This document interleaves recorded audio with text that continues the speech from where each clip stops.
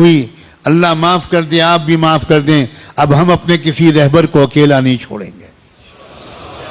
تم نے اگر رہبروں کو اکیلا چھوڑا ہے تب حکومتوں کی ہمتیں بڑھتی ہیں، تو وہ کبھی مولانا کلیم صدیقی کو بند کر دیں اور کبھی مفتی سلمان اظہری کو بند کر دیں۔ لا حول ولا قوت الا باللہ۔ ہم سب ایک ہیں، مسلک کی بنیاد پر لڑائیاں بند کرو۔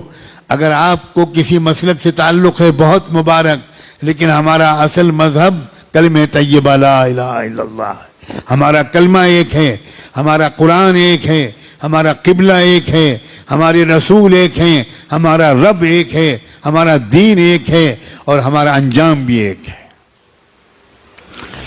کسی طرح کا جھگڑا نہیں۔ یہ اہل سنت کی مسجد ہے اور یہ تبلیغیوں کی مسجد ہے۔ اللہ کرے اب یہ سب ختم ہو جائے، ہم سب ایک دوسرے کی مسجدوں میں جا کر نماز پڑھیں۔ مسجد کسی کی نہیں ہے، مسجد تو اللہ کی ہے۔